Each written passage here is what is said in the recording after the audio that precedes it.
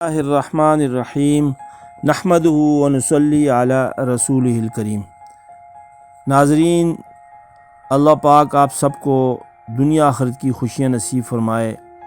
ہمارے اس چینل کا مقصود یہ ہے کہ اللہ پاک ہم سے راضی ہو جائے اور اللہ رب العزت قیامت تک آنے والے تمام انسانوں کو جہنم کے عذاب سے بچا کر جنت میں داخل فرما دے۔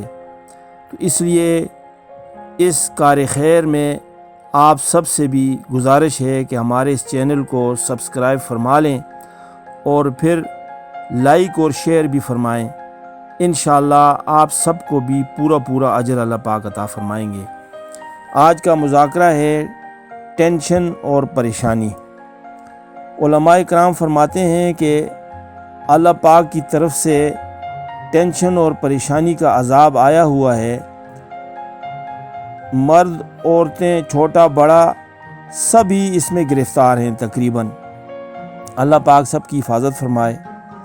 تو فرماتے ہیں کہ اللہ پاک کی طرف سے آیا ہوا عذاب تین وجہ سے، یعنی تین اعمال کی وجہ سے واپس ہو جاتا ہے۔ ایک، مسجدوں کو اعمال سے آباد کرنا۔ دوسرا، آپس میں اللہ کے لیے محبت کرنا۔ اور تیسرا، آخر رات میں استغفار کرنا۔ اللہ پاک اس کی وجہ سے آیا ہوا عذاب واپس فرما دیتے ہیں۔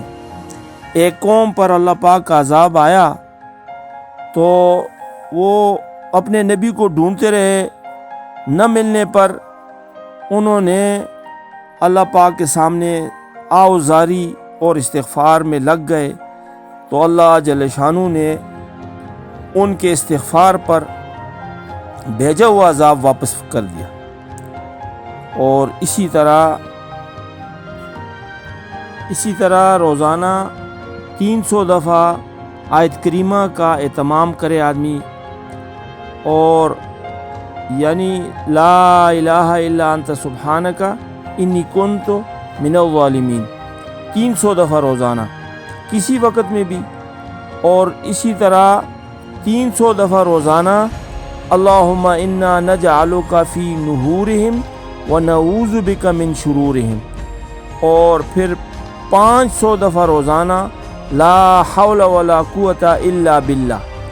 اس کا جو بھی اہتمام کرے گا اللہ جل شانہ اس کو سکھ، سکون، اطمینان عطا فرمائیں گے۔ لیکن نماز کا اہتمام ضروری ہے۔ یہ نہیں ہے کہ نماز چھوڑ کر ہم اعمال کریں اور کہیں کہ ہمیں سکون مل جائے۔ نہیں، نماز تو فرض ہے، وہ تو کسی صورت میں بھی معاف نہیں ہے۔ تو اس لیے نماز کا بھی اہتمام ہو، دعاؤں کا بھی اہتمام ہو، استغفار کا بھی اہتمام ہو۔ انشاءاللہ اللہ جل شانہ یعنی سکھ اور سکون والا معاملہ فرمائیں گے۔ اللہ پاک ہم سب کو عمل کی توفیق عنایت فرمائے، آمین۔